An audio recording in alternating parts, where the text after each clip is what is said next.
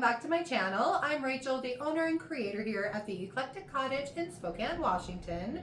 Today's Tuesday, and for today's video, I have a thrift flip for you. I worked on a cute little table that I picked up just not too terribly long ago at the thrift store. I think it turned out really cute, and I can hardly wait to show it to you guys. And without further ado, let's get to today's project. My project for today is this cute little round table that I picked up not too long ago at the thrift store. This thing is pretty old and all of its legs were just a little bit on the wobbly side. So I grabbed my wood glue and I poured some into the crevice that was between the leg and the body, and then just kind of used my little thin paintbrush to try and get as much of the glue in there as I possibly could. Now the problem I ran into with these is that I really didn't have a good place to clamp any of those to the body. So what I ended up doing to solve this problem is I took a little screw and I put it in each one of the legs out at the end, and then I ran a string from the end of the leg to the middle part there. So I just trying to figure out a way to actually get these to stay where I needed them to stay so that that glue could actually dry. So my little table ended up looking like some sort of a Frankenstein project by the time I was done with this procedure. But I did go around and glue all three legs in. And then, like I said, just used some jute string to tie them up tight to the middle so that they could dry. Once I had all my legs strung up nice and tight, I went back with a damp shop towel and wiped off any glue that had seeped out of the crevices. And then the next day, when everything was dry, I went ahead and removed my screws and took all the strings off. And lo and behold, all of my legs were nice and tight and not wobbly anymore. Once my legs were nice and sturdy, it was time to address the little drawer. Now the hardware on this was very loose as well, and unfortunately it had a red velvet lining attached to some cardboard that had been glued inside and blocked the hole to get the hardware back out of the drawer. So I ended up going ahead and just removing the entire velvet liner. This ended up being a lot harder than I thought it was, you guys. I took the red velvet off, but of course it left quite a bit of a mess in the bottom and on the sides of the drawer. I was able to get the hardware out finally, but it took quite a bit of scraping with my razor blade and a little scraper tool to get all of that gunk off of this drawer. Once I'd finally gotten all of the glue and the cardboard pieces out of the drawer, it was time to clean everything and get it ready for paint. So I grabbed my crud cutter and sprayed everything down, wiped that down really well with some shop towels, and then I grabbed my clean water and gave it a nice spray down with that, and then wiped off any crud cutter residue that might have been left behind on my piece. Now, even with a good wash, there was still a little bit of yuck in the drawer. So I ended up grabbing a piece of 150 grit sandpaper and sanding down the sides of the inside of the drawer and then washed them off with some clean water. And then I went back and did a little bit more scraping with my scraper tool just to make sure everything was nice and smooth before I moved on to painting. Now for this piece, I had already decided I was going to use Sweet Pickins Milk Paint, and I was going to leave out the extra bond to see if I could get a chippy finish. Now I know the chippy look is not for everyone, so if you wanted a nice solid paint finish, you would definitely want to add the recommended amount of extra bond to your paint when you mix it. Now this color is called Sweetie Jane. It is definitely one of my favorites by Sweet Pickins Milk Paint. And I did end up going over this little table with 3 coats of the Sweetie Jane paint.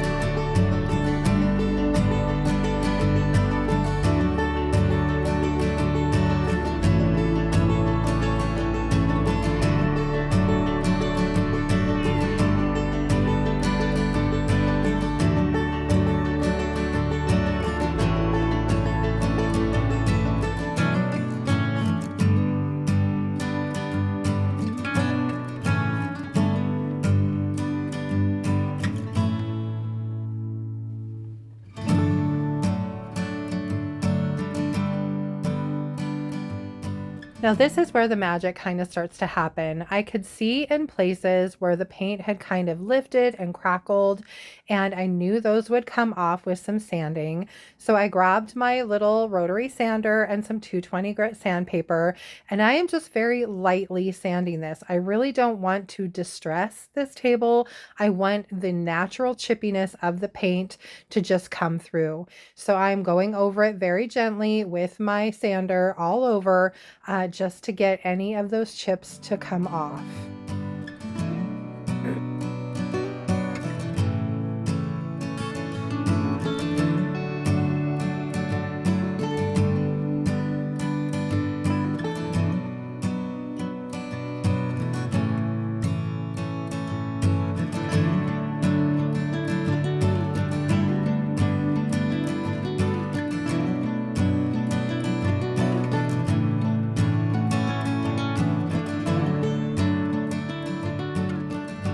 Once I'd finished all the flat surfaces with my hand sander, I went ahead and grabbed a little piece of sandpaper and went over some areas with that just by hand, just to, again, make sure that I removed any chippy paint that was left on there. And I went ahead and did just a touch of distressing anywhere where it seemed like there was absolutely no chippiness and it just didn't quite look like it blended well with the rest of the piece.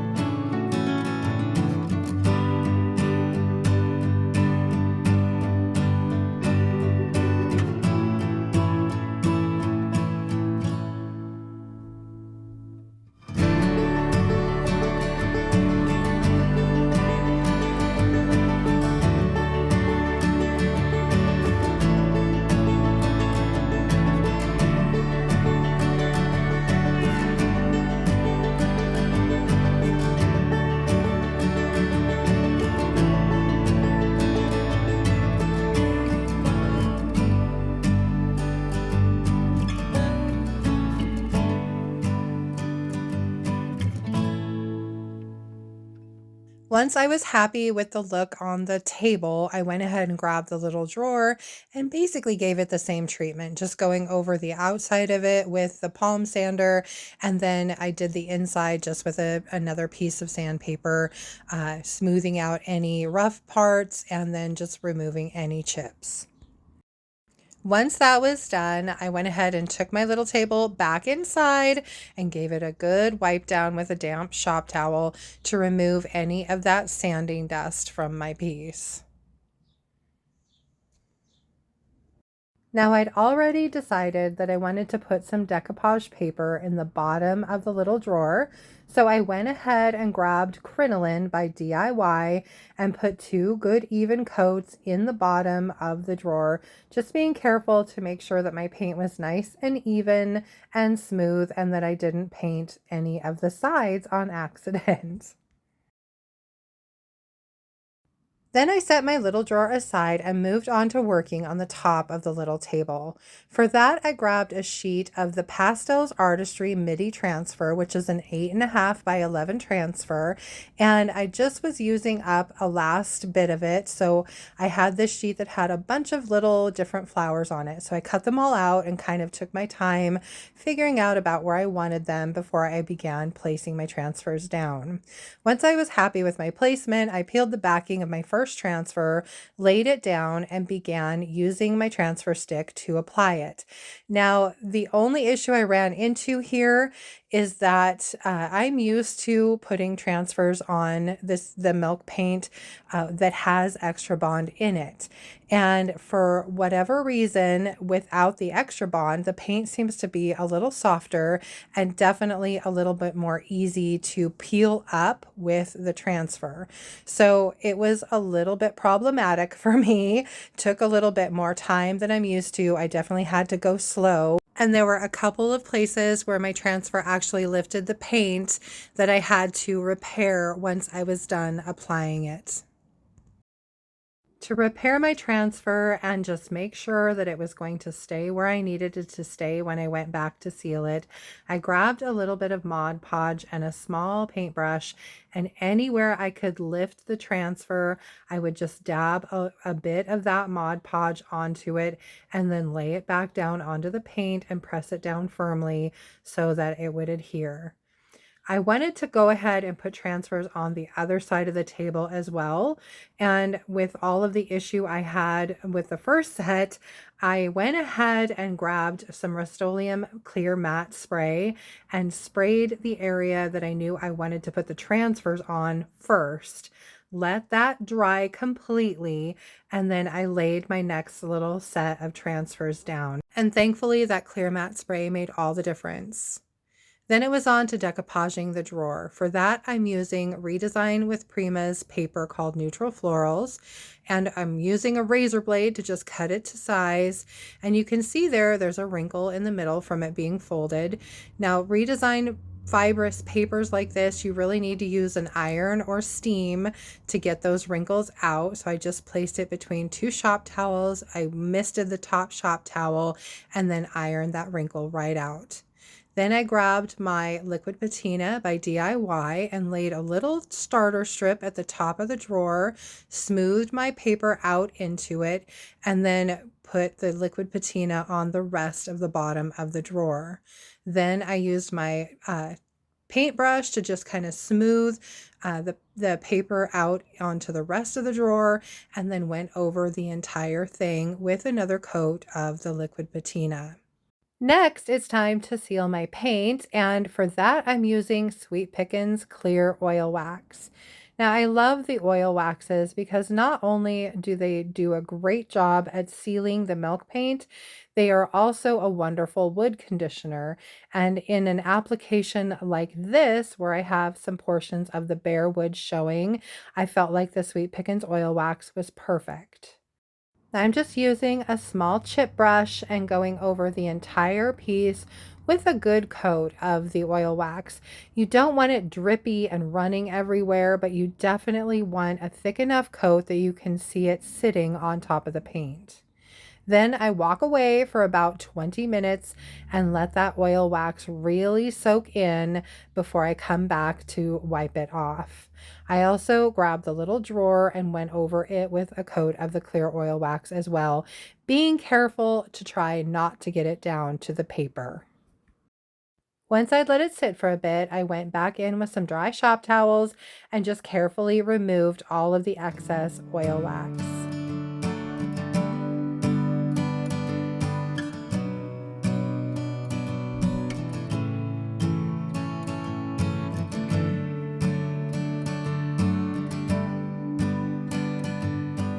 Now for this table, I did decide to go ahead and use the original hardware that came on it. I just gave it a new color with some Rustoleum spray paint in the color Champagne Bronze, and then this little table was finished. I absolutely love how it came out, and I hope you guys do too.